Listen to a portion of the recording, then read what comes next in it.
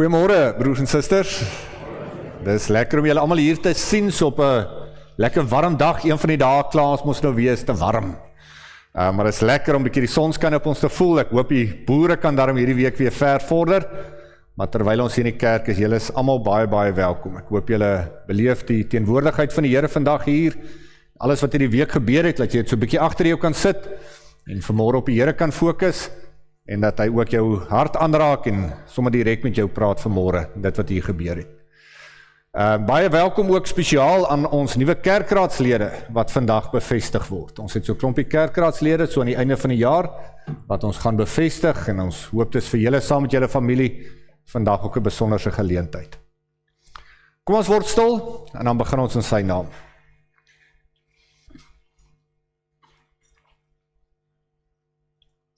Here, U is ons herder en by U kom ons niks kort nie. Laat ons rus in groen weivelde. Na waters waar rus is, lei U ons heen. U lei ons op die regte pad tot die eer van U naam. Selfs al gaan ons deur donker dieptes, Here, sal ons nie bang wees nie, want U is by ons. U is ons herder. En ons wil U getrou volg, daar waar U ons lei. Amen. Liewe gemeente, hierdie herder groet ons vanmôre met sy genade en met sy vrede. En dit kom van God, wat homself openbaar het as ons Vader, as ons redder Jesus en as die Heilige Gees. Kom ons staan op en dan sing ons 'n paar liedere saam.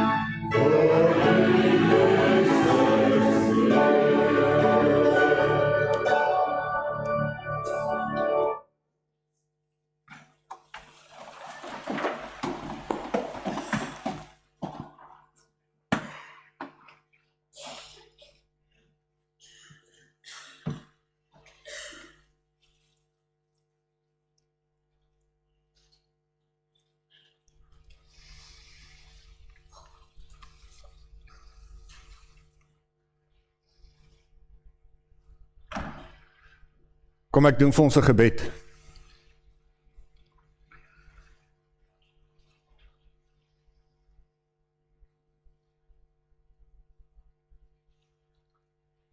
Here, vanmôre word ons stil voor U en daardeur erken ons dat U die Here is. As ons oë toemaak en ons buig af, erken ons daardeur dat U ons koning is. Here, ons moes eintlik op ons knieë voor U wees, want ons is U dienaars. U is die grootte God. En tog noem U ons U kinders. U het ons lief meer as wat ons aardse paas ooit vir ons kinders kan wees. Here, U sorg vir ons, U dra vir ons, U lei vir ons. Dankie dat ons elke keer tot U kan bid en kan weet, U hoor ons. Here, ons hoef nie deur een of ander priester of een of ander snaakse manier na U toe te kom nie. Want die voorhangsel in die tempel het geskeur, sodat enige iemand, of ons klein is en of ons groot is, of ons baie sonde in ons lewens het, of bietjie sondes het, ons kan tot U nader. En U is altyd beskikbaar. U is altyd oop om na ons te luister. Here, ons wil graag in 'n goeie verhouding met U lewe. En daarom wil ons graag ook die Bybel lees, want ons weet, in die Bybel praat U op 'n baie besonderse manier met elkeen van ons. Psalm 119 sê nie verniet dat U woord die lig vir ons pad is nie, en die lamp vir ons voete. U lei vir ons deur die woord. Here, die woord wys vir ons hoe ons moet lewe hier op aarde. Wat ons moet doen as die lewe soms moeilik kan raak, wat ons moet doen as dit goed gaan met ons, as ons uitdagings het in ons verhoudinge. Here, as ons nie meer weet watter kant toe nie, dan help die Bybel ons. En dis hoekom ons dit lees. En dis hoekom ons dit ook vandag met 'n verwagting lees en met opgewondenheid. Want die woord is elke keer nuut. Die woord is die spreekbuis waardeur U met ons kommunikeer. En daarom stel ons onsself nou oop, fokus ons gedagtes en ons harte en ons menswees op U, en luister ons graag as U praat. Amen. Ek lees vir ons vanmôre uit 2 Korintiërs 12, ek het nou aanvanklik gesê vers 10, maar ek het vers 9 ook bygesit. Julle kan eintlik daai hele gedeelte van hoofstuk 12 gaan lees, waar Paulus vertel van wat hy al sal in die lewe beleef het, eintlik hoofstuk 11 ook daarmee saam. Maar vers 9 sê, sy antwoord was, my genade is vir jou genoeg. My krag kom juis tot volle werking wanneer jy swak is. Daarom sal ek baie liewer oor my swakhede roem, sodat die krag van Christus my beskutting kan wees. Daarom is ek bly oor swakhede, beledigings, ontberings, vervolgings en moeilikhede ter wille van Christus. Want as ek swak is ek sterk. Ek gaan net vir ons hierdie gedeelte lees, is eintlik 'n gedeelte wat julle dalk al voorheen ook gehoor het. Ek hoor soms mense sal sê, genoeg is genoeg. Julle ook al gehoor dat mense so sal sê. En dit hang natuurlik af in wat se konteks jy is, hoekom jy dit sou gesê het. Byvoorbeeld, toe ons as kinders so oud was soos die klein olifiertjies, en ons hardloop daar in die huis op en af, en my ma skree op 'n stadium, genoeg is nou genoeg, dan het jy geweet, hier kom moeilikheid. Dan het ons geweet dat ons boude gaan brand. My ma was die een gewees wat pak sla uitgedeel het. Maar ons kan ook sê, genoeg is genoeg, as ons klomp mense saamkom, en ons kyk na die korrupsie en die dinge in ons land, en die misdaad, en ons sê as groep saam, genoeg is genoeg. Ons gaan nou veg teen dit wat verkeerd is, ons gaan tooi, wat ook al, om die dinge wat verkeerd is, reg te maak. Maar ons kan dit ook vir onsself sê, as ons moeilikheid en uitdagings in ons lewens het, en ons sê vir onsself, ek het genoeg gehad. Genoeg is nou genoeg. Ek onthou op 'n stadium toe ek deur 'n moeilike tyd in my lewe gaan, en mense met baie goeie bybedoelings sou vir my gesê het, ja, maar Dominee, die Here gebruik hierdie goed om jou te leer. Dan het ek by myself gedink, Here, dis nou genoeg, ek het nou genoeg geleer. Wil nie nog leer nie. Miskien het jy ook al so gevoel. Genoeg is nou genoeg. Kan nie meer nie. Wil nie meer nie. Ek het nou genoeg gehad van hierdie moeilike goed. Ek het genoeg gehad van die bekommernis, ek het genoeg gehad van 'n gesukkel, ek het genoeg gehad van hierdie uitdagings in my lewe, van die seerkry, van die hartseer. Dit is 'n moeilike plek om te wees. Maar ek dink almal van ons kom op 'n punt in ons lewens wat ons daar is. Dit kan ook wees dat ons soms by onsself wonder, maar is ek goed genoeg? Is dit wat ek in die huis kan bied, in die samelewing kan bied, by die werk kan bied, is ek ooit genoeg? Is dit wat ek het goed genoeg? En dis op hierdie punt waar Paulus is in hoofstuk 12 van 2 Korintiërs. Genoeg is genoeg. En is ek genoeg? Het Paulus gevra. Net so 'n bietjie agtergrond oor hierdie 2 verse wat ek vir ons gelees het. Julle kan gerus gaan lees by die huis. Daarvan hoofstuk 10 af, waar die agtergrond vir julle geskets. Maar dit lyk vir my hierdie gemeente waarvan Paulus nou praat in Korinthe was mos nou 'n stad gewees, en hierdie is 'n gemeente in Korinthe, en daar's 'n paar briewe vir hulle geskryf, maar dit lyk vir my dit was 'n moeilike gemeente. Nie soos julle nie, julle is goeie mense. Maar lyk vir my daai klomp was bietjie moeilik geweest. Hulle het vir Paulus op elke ding uitgedaag. As jy sy briewe gaan lees, dan kan 'n mens lees die verskillende goed wat hy aangespreek het. Hy praat daarvan dat daar moeilikheid was by die nagmaal. Hy praat daarvan dat daar 'n onordelikheid was. Daar's 'n klomp ouens wat in tale praat en almal wil voorwees, en dan sê Paulus dan in hoofstuk 14 van die eerste brief, dan moet orde wees in die gemeente. Hy praat met hulle oor verdeeldheid wat daar is in die gemeente. Hy praat met hulle oor hofsaake wat daar is tussen mense. Dit moet dan maar moeilik wees. Stel jouself voor, hulle gemeentes was nie so groot soos ons gemeente nie, daar sit sy nou maar 20, 30 mense in so 'n gemeente, en tussen hulle is daar nog hofsaak aan die gang. Moes 'n moeilike situasie gewees het vir Paulus, en hy moet nou hierdie goed hanteer. En dan verder, lees ons dat daar mense is wat 'n vendetta het teen Paulus. Hulle hou nie van Paulus nie. Hulle like hierdie dominee wat hulle het nie. Want daar's ander mense ook. En hulle sê van hierdie dominee hou ons dalk so 'n bietjie meer, sy manier van preek hou ons so 'n bietjie meer van, sê hulle. En dan moet Paulus homself verdedig. Ons lees dan hoofstuk 10 vers 1 dat mense sê hy skyn heilig. Hulle kan dit bietjie gaan oplees, want hulle sê as Paulus by hulle is, sy nou hier tussen hulle rond beweeg, sê hulle sy so mak soos 'n lammetjie, 'n liewe ou dominetjie. Maar laat hy nou net vir hulle brief skryf, dan is daar moeilikheid. Dan trap hy hulle uit. So hulle sê hy skyn heilig. Hulle sê ook daar op 'n stadium, Paulus reageer dan daaroor, want hy sê daar by vers 1, ek was mos gedwee as ek by julle is, maar manhaftig teenoor julle as ek ver van julle af weg is. En dan dink die gemeente ook dat hy bietjie arrogant is. Hy moet dit erken daar in hoofstuk 10 vers 8, as hy sê, al het ek myself miskien bietjie te veel beroem op daardie bevoegdhede wat die Here vir my gegee het. So met al hierdie dinge het Paulus nie baie vriende gemaak nie. En hy moet homself nou verdedig voor hierdie gemeente, voor hierdie mense. En dan om het nog so bietjie erger te maak, was daar 'n gevoel gewees dat Paulus nie op dieselfde vlak van apostels is as die ander wat daar rond beweeg het nie. Hy was nie so goeie dominee soos die ander gewees nie. Hy was nie noodwendig die slimste ou gewees nie, sê hulle. Hy was ook nie noodwendig 'n goeie prediker nie, volgens dit wat ons aflei hierso.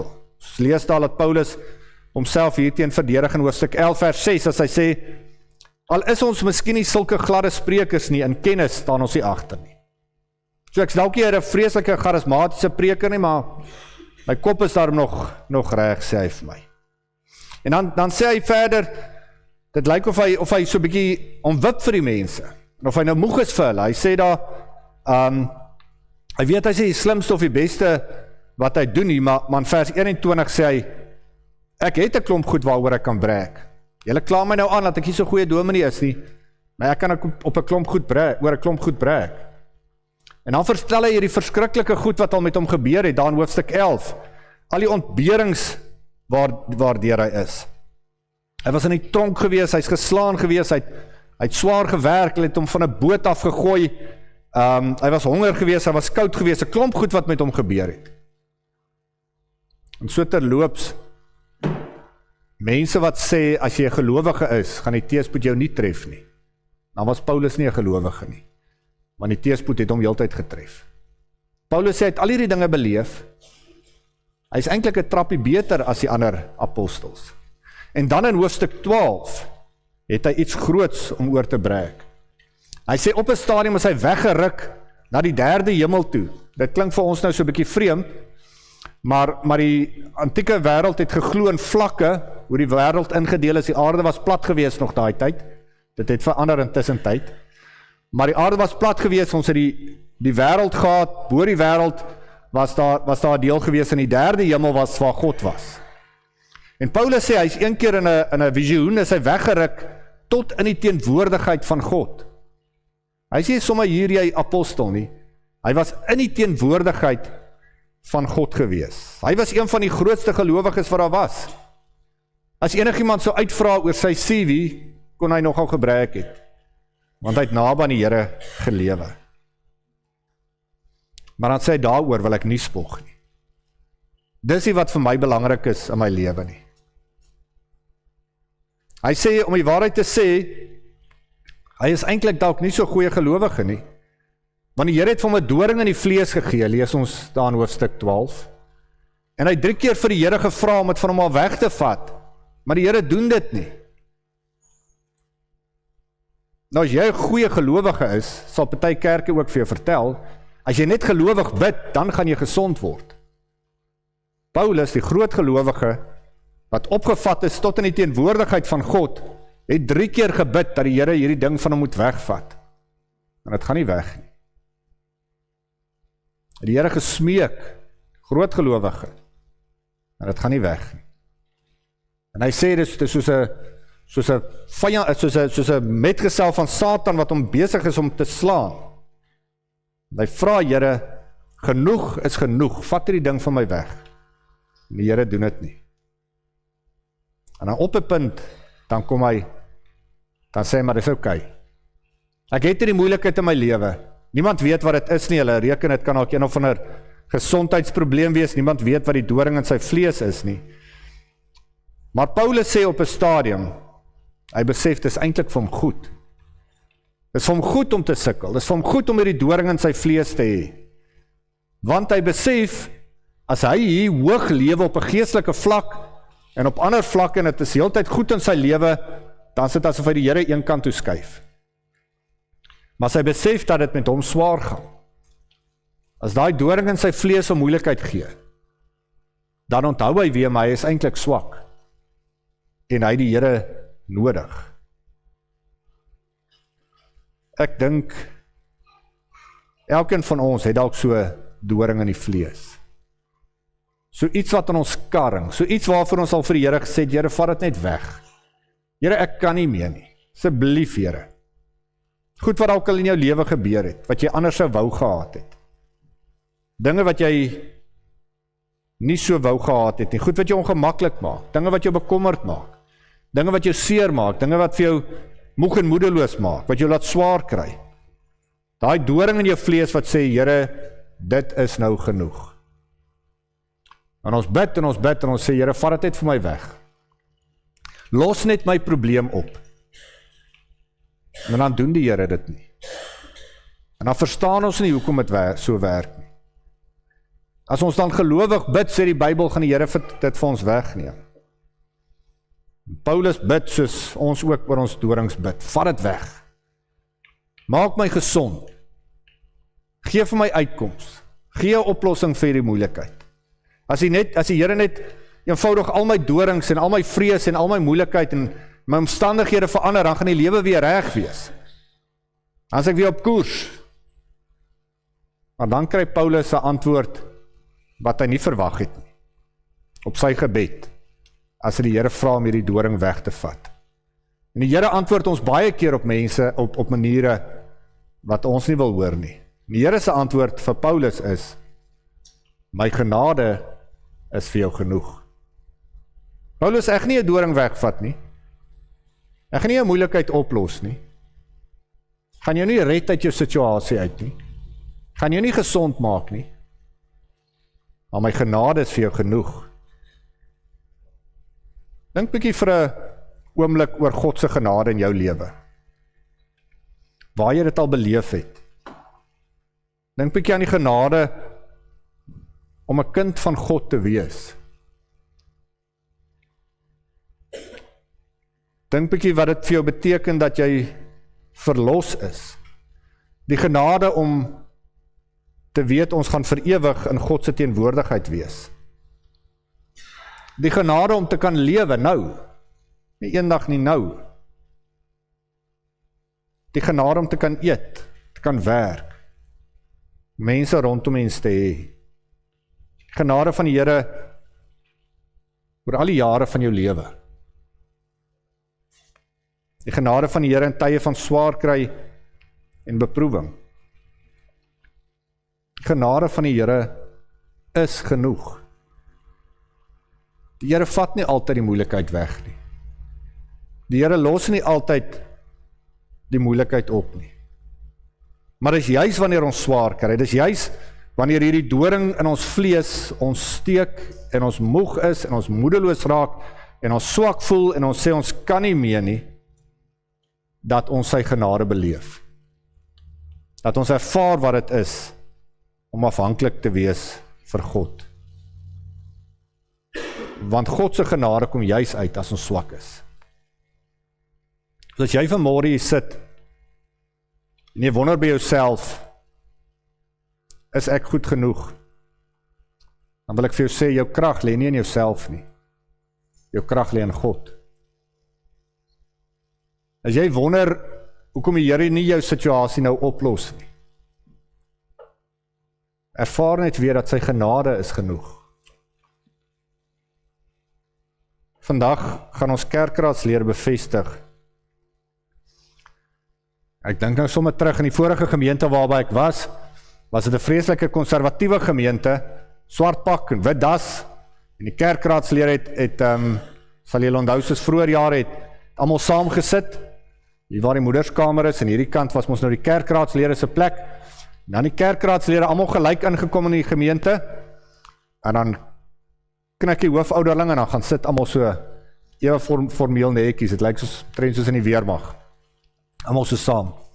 Ag, en baie keer het dit nou maar so gebeur dat van die kerkraadslede se kinders het saam met hulle gekom konsistorie toe en dan partykeer by hulle gesit, partykeer by mamma gesit in die kerkraadsbanke. En ek onthou een van die laities, klein gewees, vra toe vir sy pa die Sondag, papa, gaan papa by ons sit of gaan papa daar by die Christene sit?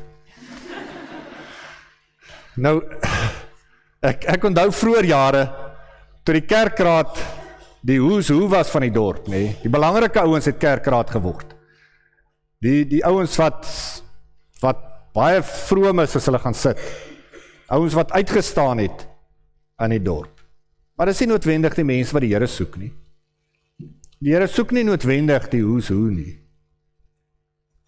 Die Here soek mense wat besef ek is swak.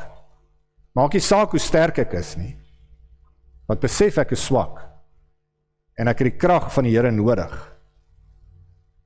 As ons wil spog oor enigiets in ons lewens, dan moet ons daai handrem vinnig optrek. En eintlik onthou hoe swak ons voor die Here is. Want wat ons het is net genade. Dit wat die Here vir ons gegee het, is net genade. Ons kan spog dat ons swaar kry en sê die Here is by my. Daaroor kan jy spog. Ek wil jou in hierdie week uitdaag om nie oorweldig te raak oor die omstandighede waarin jy is nie. Oor die doring in jou vlees nie. Ek wil jy moet mooi gaan nadink oor dit wat aan jou krap. Oor dit waarvoor jy gebid het en gevra het dat die Here dit vir jou wegvat en dit dalk nie gebeur het nie. Dat jy vir jouself die vraag afvra, maar wat kan ek uit hierdie situasie uit leer? En 'n goeie les is om te leer. Somtyds is ek swak. Somtyds het ek nie al die antwoorde nie. Eintlik altyd het ek die Here nodig. Sy genade is vir ons genoeg. Altyd. Hoe kan ons vir God beleef in ons swakheid? Ek het vanmôre se diens begin met Psalm 23. Ons almal se favourite psalm, nê? Nee. Die Here is my herder. Julle ken mos daai psalm. Wat is die volgende sinnetjie? Die Here is my herder, ek kom niks kort nie, niks sal my ontbreek nie. Ek het niks anders as die Here nodig nie. Die Here is my herder, ek kom niks kort nie, niks sal my ontbreek nie, want sy genade is vir my genoeg. Ek het niks anders in my lewe nodig, behalwe die Here nie. Glo jy dit? Glo jy dit? Wat gaan gebeur as jy dit wat vir jou so belangrik is verloor? Gaan jy in die genade van die Here kan vashou, dat dit vir jou sal dra, al vind jy nie uitkoms nie, al vind jy nie 'n oplossing nie, al verander jy omstandighede nie. My genade is vir jou genoeg. Jy hoef nie die beste te wees nie. Jy hoef nie skatryk te wees nie. Jy hoef nie sterk te wees nie. Want God se krag is in jou aan die werk. En sy krag is oorgenoeg, selfs al sukkel ons met 'n doring in die vlees. Mag sy genade vir elkeen van julle ook genoeg wees. Amen. Kom ek bid vir ons.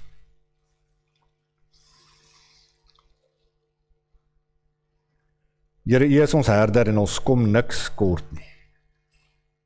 Al voel dit baie keer vir ons dat die lewe ons kan oorweldig, dinge wat in ons lewens gebeur, wat ons bid vir uitkoms, maar ons kry dit nie, situasies wat nie opgelos word nie, swaar kry wat nie weggaan nie, gesondheid wat nie genees nie.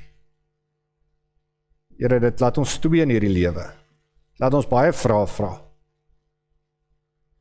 Maar die groot gelowige Paulus, wat selfs in 'n visioen tot in U teenwoordigheid was, sy doring in sy vlees is ook nie opgelos nie. En daarom besef ons, daar's niks fout met ons geloof nie. Maar ons moet ook besef dat ons krag lê nie in onsself nie. Ons krag lê in U genade.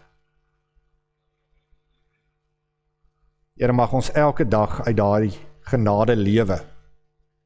Mag ons elke dag fokus op U krag en nie op ons eie krag nie. Mag ons fokus op die lewe, in die lewe nie wees om beter en groter en sterker te word nie, maar om nederiger, meer afhanklik en swakker te word, sodat ons meer op U sal vertrou. Dankie dat U by ons is, selfs al gaan ons deur donker dieptes. So hoef nie daarin bang te wees nie, want U bly daarin ook ons herder. Dankie Here vir genade in ons lewens. Mag ons dit elke dag raak sien. Amen.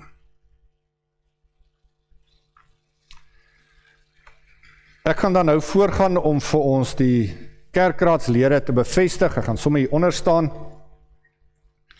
Ek wil vra, soos wat ek julle name uitlees, dat julle vir my sal vorentoe kom. Julle kan sommer hier voorkom staan en vir die gemeente kyk. As ouderlinge Francis Karren in wijk 12 is herkies.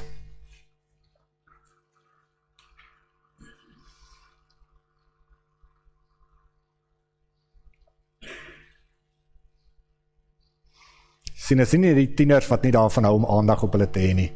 Ons groot mense hou ook nie daarvan nie. Tinus Faf is herkies in wijk 17.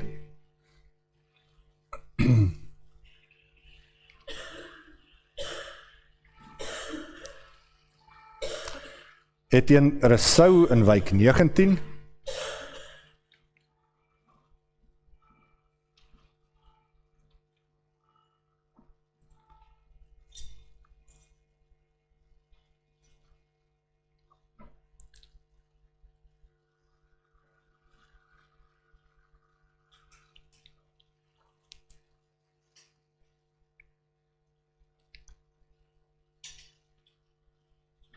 Terwyl Etienne afkom, Jurg Streicher in wijk 21.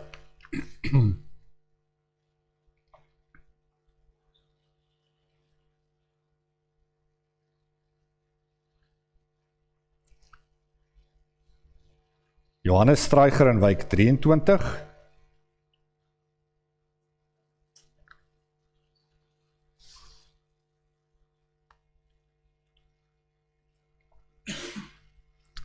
Louise Malherbe in Wijk 24 as ouderling.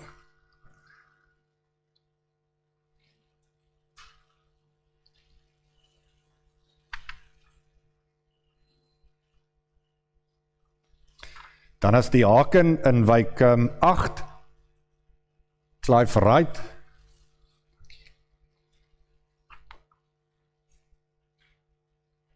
En as diaken in Wijk 18, Pieter de Kok is herkies.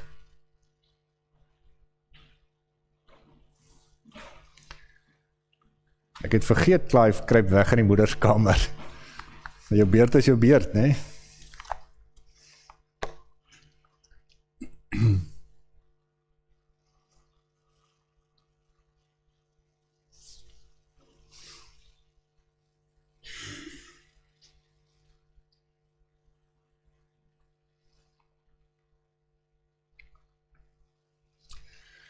Liewe gemeente, van die begin af het die Here Jesus mense geroep om sy werk op aarde voor te sit. Ons is sy hande en sy voete hier op die aarde. Hy het vir sy disippels gesê, soos die Vader my gestuur het, so stuur ek ook vir julle. Die ampte, ouderlinge, diakens, is deel van die gawes wat die Here deur sy Gees aan die kerk gee. Sy doel daarmee is om gelowiges toe te rus vir hulle diens en om die gemeente as liggaam van Christus op te bou. Uit die Bybel is dit baie duidelik dat 'n amptdraer bekend moet wees as iemand met 'n lewende geloof, iemand met die begeerte om vir die Here te werk, wat bekwaam is om te leer en gewillig is om daarvoor toegerus te word. 'n Amptdraer is nie perfek nie. 'n Amptdraer is nie noodwendig die sterkste ene, die rykste ene, die slimste ene nie. Amptdraer moet eintlik die swak een wees, die een wat afhanklik is van die Here, die een wat weet waar kom sy krag of haar krag vandaan. Verder moet 'n amptdraer 'n hoë sedelike lewenspyl handhaaf en in alle opsigte betroubaar wees. Die kerkraad het deur aankondiging bekend gemaak wie verkies is, en aangesien daar geen wettige beswaar ingebring is nie, aanvaar die kerkraad julle goedkeuring ook, en gaan ons nou voort met hulle bevestiging. Ouderlinge, julle dra besonder die verantwoordelikheid vir die geestelike opbou en versorging van die gemeente. Julle moet toesien dat alle gemeentelede hulle in belydenis en lewenswandel gedra, soos lewende lidmate van die kerk van Christus. Volgens die voorbeeld van Christus moet julle herderlike taak dienend uitvoer. Deur voorbereiding, huisbesoek, siekebesoek moet julle die lidmate bystaan en vertroos in hulle geloof, en hulle versterk en hulle bemoedig. Julle moet veral ook verantwoordelikheid neem vir die dooplidmate, sodat hulle gelei en leer word. Die onordelikes en die onverskilliges moet julle in liefde vermaan. Teen die wat in sonde volhard, moet julle optree. 'n Ouderling is immers 'n bestuurder van die huishouding van God. Gee ook ag op mekaar en op die leer en die lewe van my as dominee. Waak saam met my oor die erediens en sorg vir die instandhouding daarvan. Werk met ywer en oorgawe mee aan die uitbreiding van die koninkryk. En diakens, julle is geroep om in Christus se diens te staan. Hy is die groot dienskneg wat mense roep om sy werk op aarde voor te sit. Die diaken se diens begin by die nagmaal waar die gemeenskap met Christus en die medegelowige gevier word. Daarvandaan word die liefde en barmhartigheid van God ook uitgedra na elke terrein van die gemeentelike lewe en na die samelewing. As diaken moet jy vir die lidmate 'n voorbeeld van onselfsugtige diens wees. Jy moet die materiële en die geestelike nood van mense fyn aanvoel en daadwerklik help. Verlig ook die omstandighede wat tot die nood aanleiding gee. Waar hulp verleen word, kan jy ook die evangelie bring.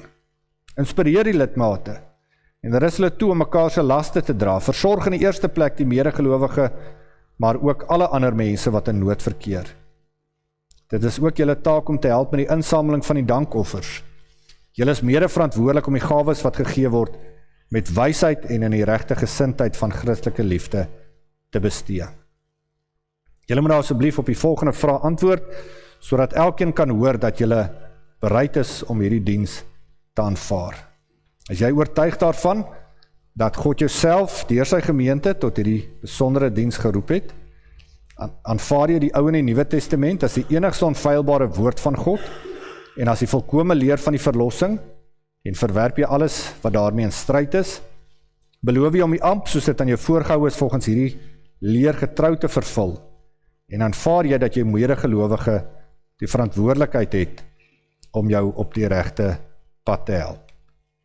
As ek elkeen se antwoord afsonderlik kan kry, Francis, Tinus, Etienne, Jurg, Johannes, Louis, Clive en Pieter, baie dankie. Wees getrou in julle dienswerk, wees goeie voorgangers vir julle gemeente. Liewe gemeente, kan ek julle mooi vra, ontvang hierdie mense ook as gestuurdes van die Here? Moenie deur julle gordyntjies vir hulle loer en nie oopmaak nie. Hulle is deur die gemeente gestuur om julle te besoek en vir julle met liefde te kom dien. Hulle is deur die Here gestuur, het ons nou net gehoor. En werk saam met hulle, want die werk wat hulle doen is eintlik elkeen van ons se werk. Wees gewillig en blymoedig in die uitleef van julle verantwoordelikheid en stel julle self beskikbaar om toegerus te word as profete, priesters en konings in diens van Christus. Kom ek doen vir hulle gebed.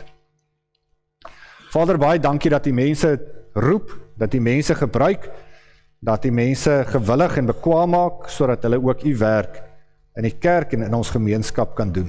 Ons bid vir elkeen van hulle, ons bid Here vir motivering, ons bid Here vir diep geloof, ons bid dat hulle ook sal besef dat hulle afhanklik is van u. Ek gaan ons sê vanmôre sommer vir u dankie vir ons gemeente ook. Here, dankie vir elke lidmaat wat so lief is vir hierdie gemeente, wat lojaal is aan die gemeente en wat ook hulle deel doen om van die gemeente sukses te maak. Mag ons as gemeente nie net vir onsself lewe nie, maar mag ons ook uitgaan in die gemeenskap. Mag ons as gemeente 'n lig wees in hierdie dorp, 'n baken van hoop, sodat mense ook kan sê, by hierdie gemeente kan hulle groei, kan hulle leer, en kan hulle u disippels en u apostels wees. Seën elkeen van hierdie kerkraadslede en hulle gesinne, tot eer van die naam. Amen.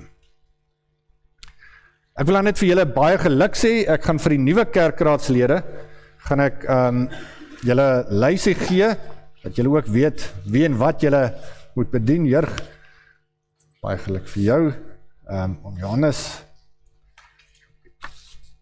Etienne,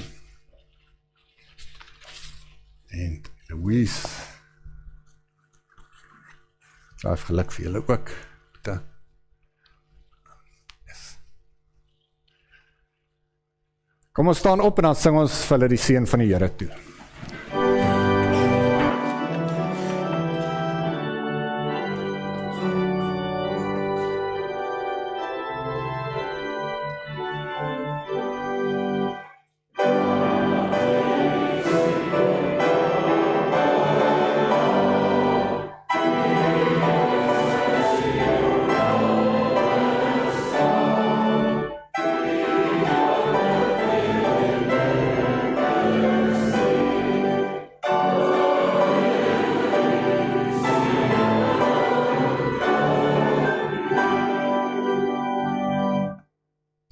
Julle kan maar gaan sit hoor, baie dankie.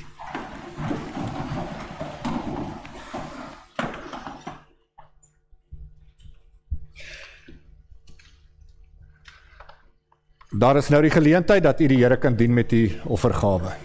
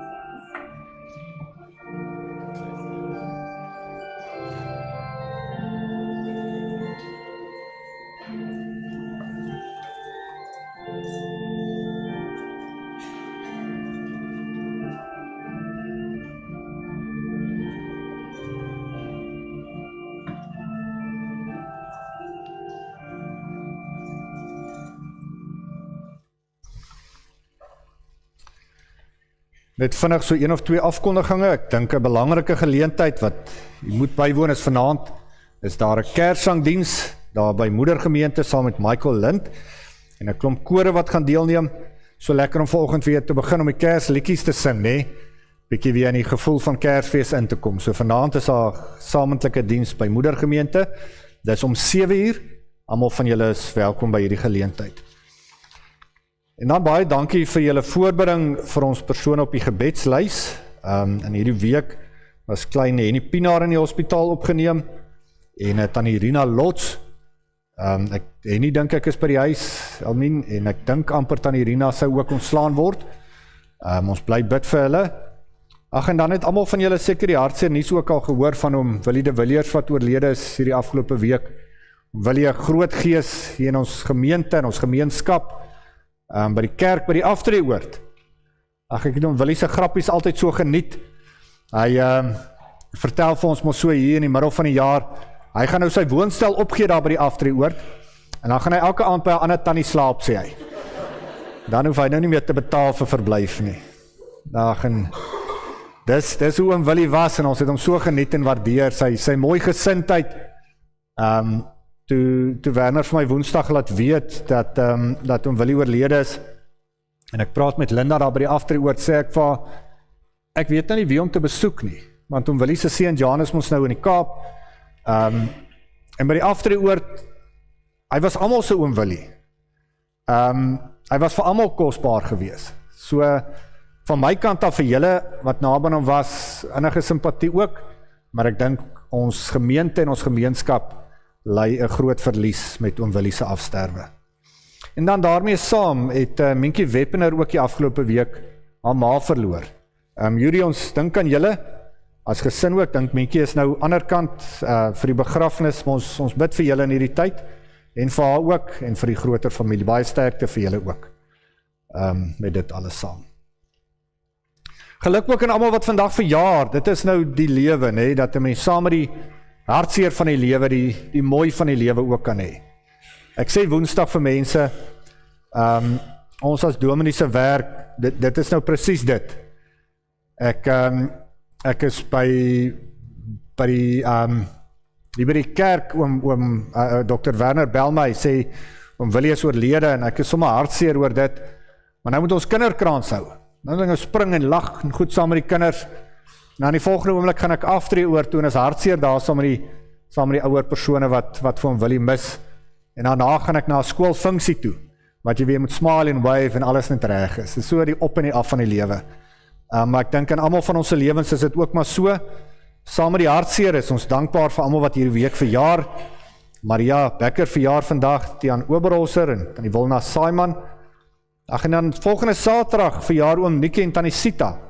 Oom Nikkie word 85 en tannie Sita 82. So ons is so dankbaar saam met hulle. Saam met die res van julle wat hierdie week verjaar, mag dit vir julle mooi en 'n geseënde jaar wees wat voorlê. Eerskomende Vrydag hou huis Wallace Anderson 'n kermis. Julle is baie welkom om hulle te gaan ondersteun. Daar's lekker eetgoed, julle kan vooraf kos ook koop. En dan die Vrydag daarna hou Goucam Health 'n garage sale R10 uitverkoping. Julle kan regtig gaan rondsniffel daar wat hulle het en ondersteun hulle ook op so 'n manier. Goed, baie dankie daarvoor. Kom ons gaan afsluit met ons laaste lied.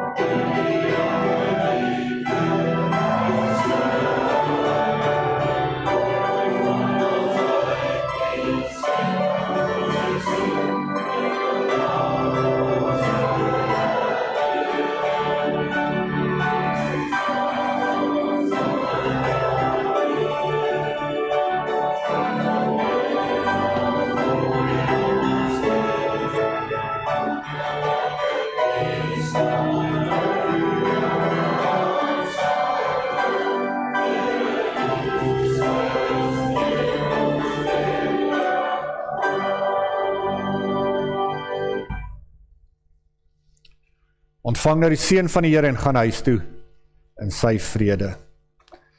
Die Here sal u seën en die Here sal u beskerm. Die Here sal tot jou redding verskyn en hy sal jou genadig wees. Die Here sal jou gebede verhoor en jou seën met sy vrede. Amen.